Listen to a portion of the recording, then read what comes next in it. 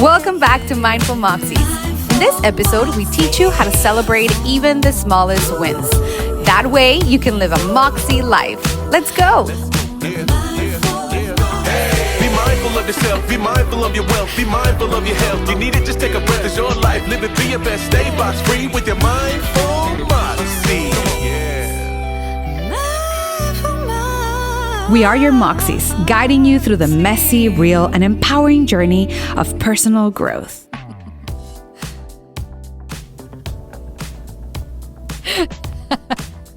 Welcome back, everybody. We are so excited again to be here today. Our Thursdays is our favorite day because it's Mindful Moxie Day. How's everybody feeling? How are you feeling? I'm feeling so good. Yay! My name is Adrianna Foster. I forgot. And I am Luly Carreras. I forgot. Yes. I'm so excited for today's topic. We have a great topic because I feel like this is something that as women, we are not used to doing. And something that Luly B teaches us to do and reminds us to do, which is... Because I'm really good at this. Yes. And that is to celebrate. Celebrate good times. Come on. No, but I would change it. Woohoo! Celebrate small things. Come on. Yeah. So true. So true. So one of my core values is to celebrate everything. If you are around me, in my orbit, in my community, if you are a friend of mine, I am your girl when something happens in your life, and I'm going to celebrate, and I'm going to celebrate big. Yes. And there's so much around celebrating, right? There's so much about why we don't celebrate, the conditioning and what are people going to think and what are they going to say, and I need to be modest and it's not big enough. Which is one of the things. It's too soon, or they're going to think that I'm not being modest, or I'm being conceited, right? All of those things. So I know you have a great story of what happened with Maya. Yes. So I love this topic, and I totally agree with Luly. I feel like it's something that the society has programmed us to be a certain way, and to society, I think, before I go to the story, I want to ask you a question. I feel like society has programmed us to understand modesty as a form of suppression, like suppress our wings, suppress the ability to express our expression. What do you think about that? I would say that modesty appears to make sure that everybody around you is comfortable. So it's almost like I want to support people and I want everybody to feel comfortable. Right. So let's be modest so that we don't make people uncomfortable. Where really the opportunity is the thing I always say, and the thing I believe, which is the reason why I celebrate. And some people might think I'm conceited and might think I'm all the things, and that's their story, not mine, is I see the opportunity that when I celebrate, I can inspire you to do the same for yourself. Absolutely. Like our friend Marley Q says, brag. Yes. Be real and grateful. That's right. Right? That's and right. yeah, that's why I don't like the word modesty. Yes. I just feel like it's such a hidden way to prevent us from being loud, to prevent us from experiencing life to the fullest again, so we don't make people uncomfortable. Right. And that is very toxic.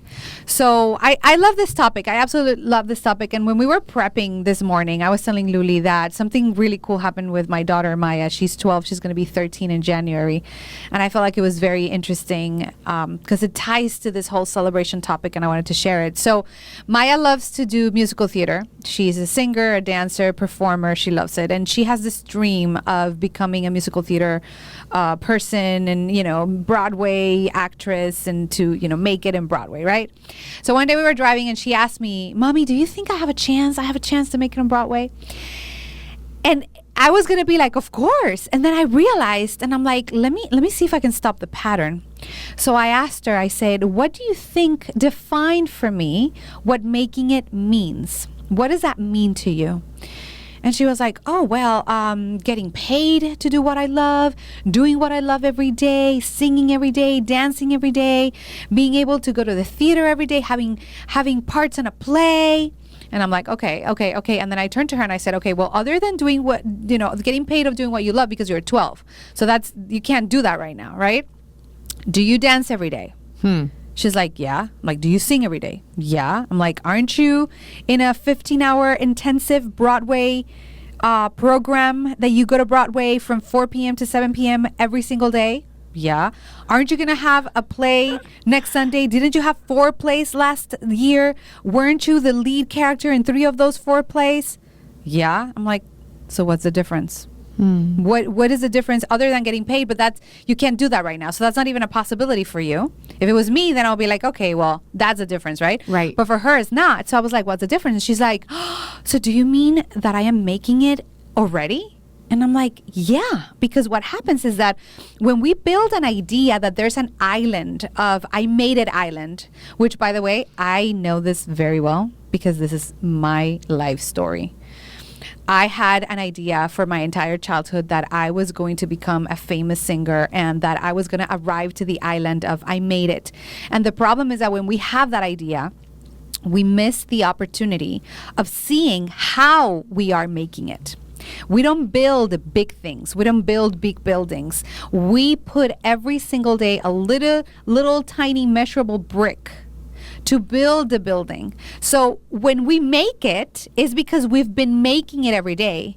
And if we only focus on the last brick, on the final product, we, number one, miss the opportunity of celebrating our little wins every single day, of celebrating every step to get there. And we might get derailed because if we only think about the end goal, we will not last in the process. We won't have the dopamine, the motivation, the okay, yay, the relaxing, the ability, the opportunity to feel productive and successful because we are only focusing on the goal. And that is a big part of self-sabotage, by the way.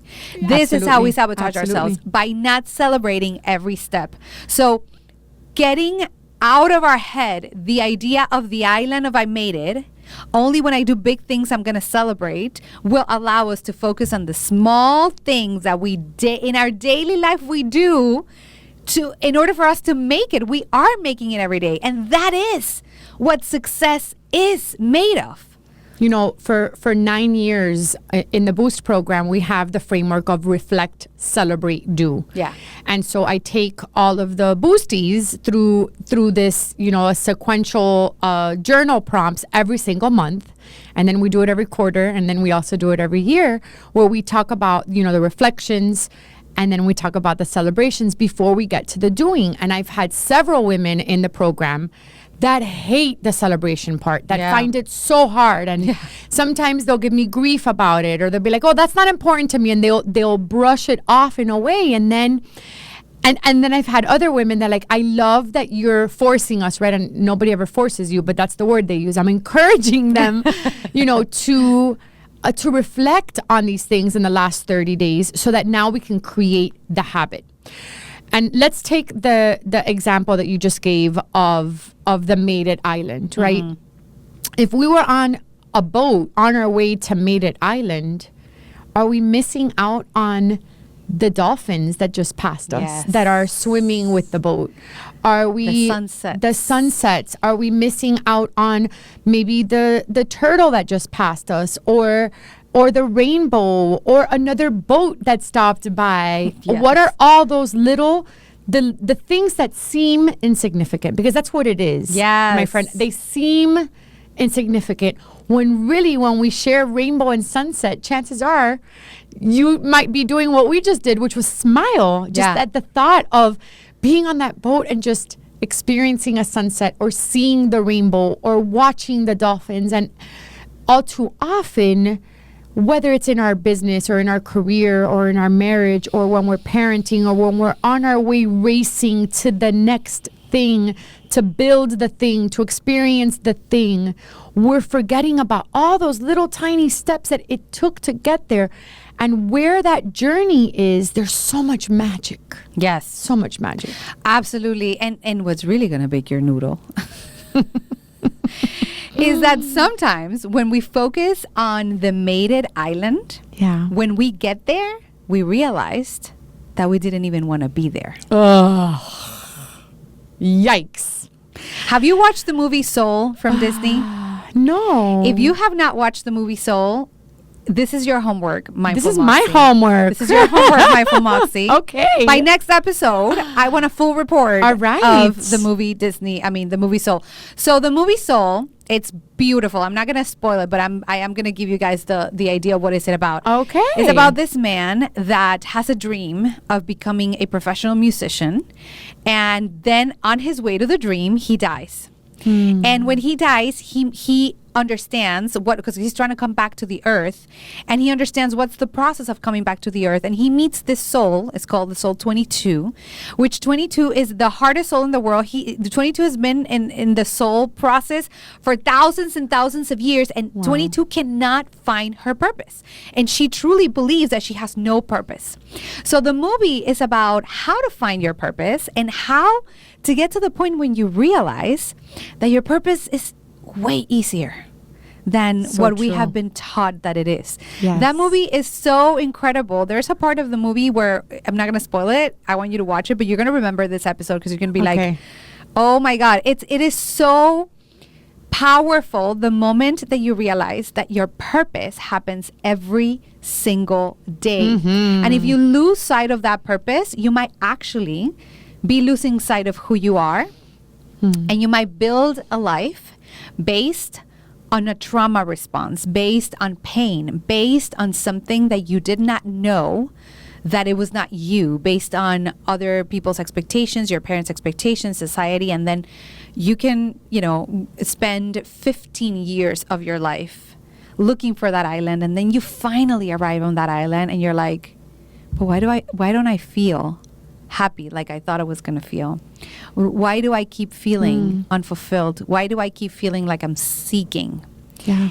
Or you might be like, I don't want to be here. And then how do I go back? How do I get back those 15 years of my life? So this is why celebrating the small moments is what makes life. It's super important. Yeah. And I think at times, as I was saying earlier, we feel like we have to quantify the gift, or we have to grade the celebration, right? We have to grade the accomplishment. And celebrating sometimes isn't about an accomplishment. Maybe it's an emotion or an experience. Maybe you get to celebrate the fact that you got no traffic, or that you celebrate your next client. You don't have to celebrate only when it's a 6-figure client or a 5-figure client. You get to celebrate the conversation with a client. And again, let's just caution, right? Because it can be easy for some of us to misinterpret this and go on the toxic positivity route. Yeah. Thank you for saying that. So let's have that conversation. Yes. Right? Yes. Of like, well, at least, right? No. We're not talking about that. No. But do you wanna qualify that a second? Absolutely. Yeah. Yes. And thank you. Thank you for giving me this space, because this is something that I see. It's so prevalent right now in our society, and it's so toxic. So toxic positivity is when you keep yourself entertained with positive thoughts, which are labeled as the thoughts that prevent you from feeling emotions. So you don't have to feel. So you don't have to feel pain, sadness, loss. And that is also part of what we're talking about, because in order for you to be successful and to get to success and to get to experience life to the fullest, you have to go through the loss. You have to go through the pain. Go back to our episode of seeking to be understood versus understand, right? You have to heal yourself in order to understand where you're coming from, to be able to experience life to the fullest. So when you keep yourself entertained all the time and you don't allow yourself to feel, that's when you step into toxic positivity. And a lot of people do it with, positive affirmations. I feel like shit today, but I'm going to stand up in the mirror and I'm going to put my hands in superhero pose and I'm going to say, I am awesome. And I'm going to totally invalidate my experience, the fact that I feel like shit, the fact that I feel like I'm failing, like I am alone, like I need help. And I never address that to maintain myself in this space. And to your point, not celebrating, looking for the I made it island, always seeking, and focusing on the big goal, that's another form of toxic positivity. The success is the only option. Nothing will stop me. Giving up is not an option. That is also toxic positivity. I'm going to tell you right now something that's going to probably make you want to throw up in your mouth a little bit, but I want you to bear with me. You have to give up at some point. Giving up is good. Giving up is self-care. And I'm not telling you to give up on your dreams. I'm telling you to take a breath, stop hustling, breathe, ask for help, sleep, connect, wait a little bit, and then keep going. And if something does not work, stop it.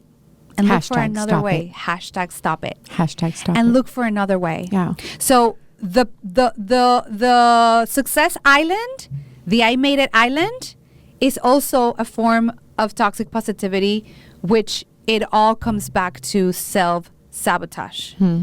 I am not willing to feel. And the little successes that we're asking you to celebrate can also be, I'm going to celebrate that I was vulnerable today. Yeah.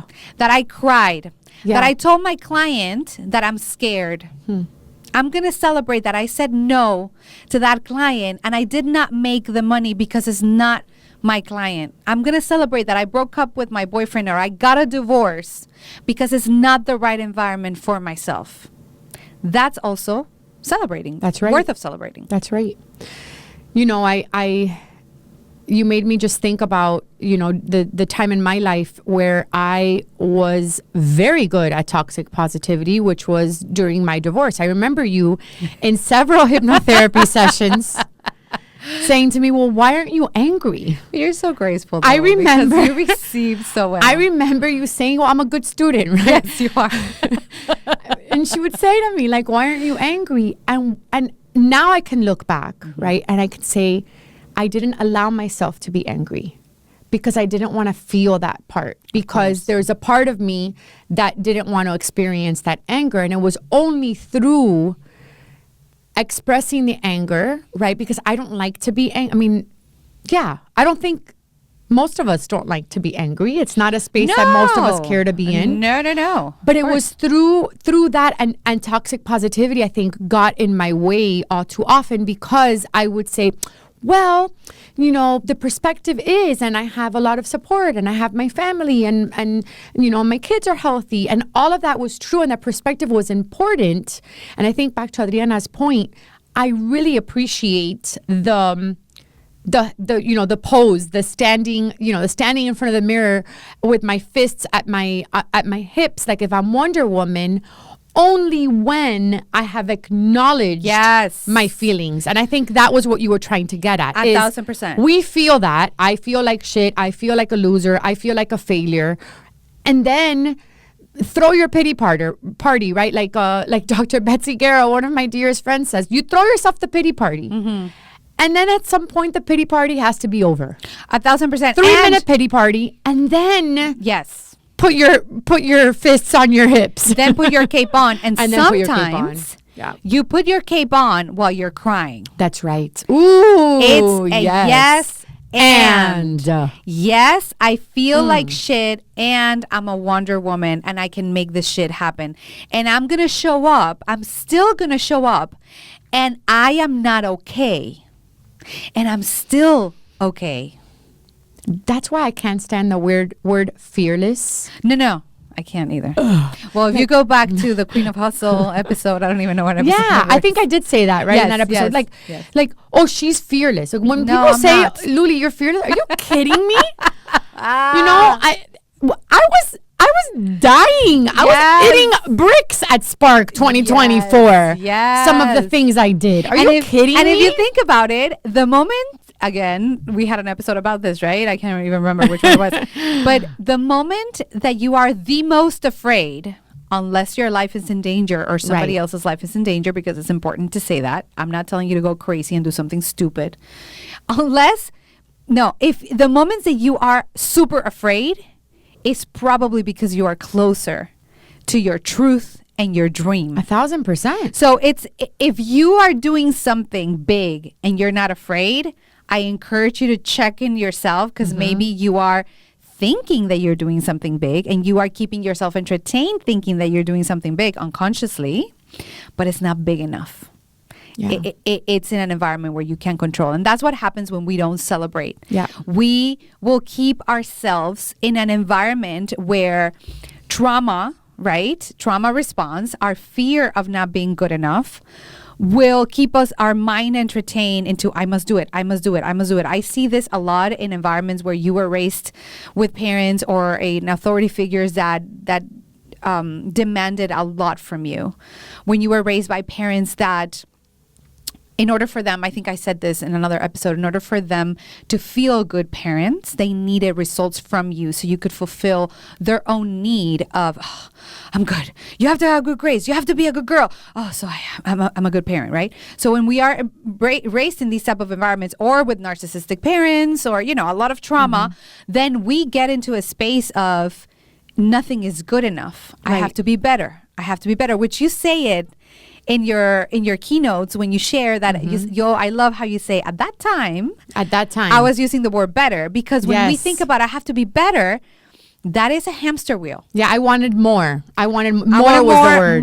More. That's a hamster wheel. You'll never get there. You'll never get more. The island of more, the island of I made it, does not exist. Yes. Because when you get there, you are not seeking. You think you're seeking for the fulfillment of I achieved my dream. That's not true. Yeah.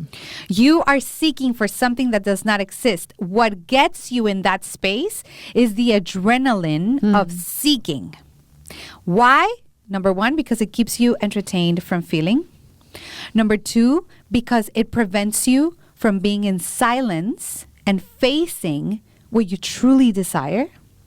Number three, because as long as you're seeking, you will never fail, but you will never win either. You will keep yourself seeking. So that's why it's really hard for some of us, including myself, I've been there, to stop and celebrate each and every step. It's really uncomfortable. Yeah. And I think is thinking, so many of you that are listening might have a gratitude practice. Maybe you are going to bed every night and you're journaling, 3 things that you're grateful for. Yeah. Maybe you have a spiritual practice. Maybe you do yoga or you pray. Perhaps the opportunity is to habit stack, which just means incorporate one more habit into that. And what that habit could look like is, where was I brave today? Where am I proud of myself? What can I celebrate? And I think when you start to think about the things, I'm going to say it one more time, the things that you find to be insignificant. Yeah. Usually it's in the air quote insignificant things that you create significance. I love that. You create the significance because it's the little insignificant bricks that are building the significant house. Absolutely. There is no other way of building significance. Yeah. There is no other way. The significance, the big, is built by the little ones. Yes. And I love this gratitude, and I would encourage you. I love the fact that you said, what am I proud of? Because sometimes gratitude can also be used for toxic positivity. Yes. Oh, I can't be sad because, children in Africa are dying. That's irrelevant. Yes, they are. And you are sad today. Your sadness doesn't take away from anybody's pain, right? That's right. So I have to be grateful for my family. You can be grateful and still be in pain. Right. So even though I am in a lot of pain, I'm still grateful for my family. Or I'm celebrating that I got out of bed today. Yes. Although I wanted to stay and sleep the whole day. Those little choices that you make every single day of your life will get you significance. And the last thing I want to share before we wrap up is we talked about hogging your gifts, right? We talked about, how it is your duty and your responsibility to share your gifts with the world. And I find that celebrating your gifts is equally as important as sharing them. In fact, when you are celebrating, you are sharing. Yes. And when you share, you can inspire, you can motivate. Think about a time in your life where maybe somebody shared a story or somebody celebrated something for themselves or somebody that they care about, and that inspired you. That was a gift that this person gave you, and you may have never shared with them that inspired you. Yes. Right? So seeing sometimes that the celebration isn't always about you, and it's not about modesty. It's about sharing and inspiring and just providing, just contributing to the collective. Absolutely. Providing that extra inspiration to the collective. Absolutely. Yeah. That's a beautiful way of wrapping this up. Yeah. 100%. When you celebrate, you inspire others to do the same, and you inspire the world to celebrate, which collectively, if we celebrate together, we will make a better world. Yes. So tell us, what do you want to celebrate today? What are you celebrating? And what is this episode doing for you? We'd love to know. We would love to know. And let's do the exercise. What are you proud of today? What's your small win today? I think if I had to think of one thing. I put you on the spot. Yeah, you did. You know what I'm celebrating? I'm celebrating that I did not eat the entire breakfast that we had. I failed at that. I am celebrating because normally I will eat even when I am full. Yes. And I want to celebrate that I acknowledged that I was full and I didn't keep eating. Yes. Not that I didn't eat the whole thing, but that I acknowledged I am full. Yes. I'm not going to keep eating. So that's what I'm going to celebrate today. I love it. Yeah. Yes. What about you? I want to celebrate that I have been getting up very early, because for me that was a big deal. That's a big deal. When I was in my depression, in my adolescent years, I would get up 1 o'clock, 2 p.m. every day, and throughout my years, the mornings have had a trauma response attached, where it's very uncomfortable for me to be a morning person. And lately I've been waking up at 6:30, 7, and super rested, which means that I am shifting that pattern and I'm feeling much better. So I want to celebrate that. Yeah. Yay. And so it can be something as air quote insignificant as not eating your entire breakfast when you're already full. Yes. Right? And knowing that was a pattern that I've experienced so much of overeating and overindulging. Yes. Right? So it can be something that you might see as insignificant, as it was just one meal. What's the big deal? No, that is a very big deal, because I'm changing my habits. To Adriana's point, you've gotten to the point where you're changing the habit because you've celebrated all the tiny steps to get you to where you are. So kudos, my friend. Thank you. Kudos. I appreciate it. And kudos to you. If you celebrate your day, your little wins, remember your Mindful Moxies are here to celebrate you. So share with us. Go to mindfulmoxies.com and you can share with us your little wins. And I promise you, we will celebrate you big time, because this is what we love to do. Yes. Yay! Yes. My name is Adrianna Foster. And I'm Luly B. Carreras. And we are so happy to see you next week. Ciao! Thank you for tuning in. If you enjoy this episode, don't forget to subscribe, leave us a review, and visit mindfulmoxies.com to connect with us. See you next week. Yourself. Be mindful of your wealth, be mindful of your health. You need it, just take a breath, it's your life. Live it, be your best, stay box free with your mind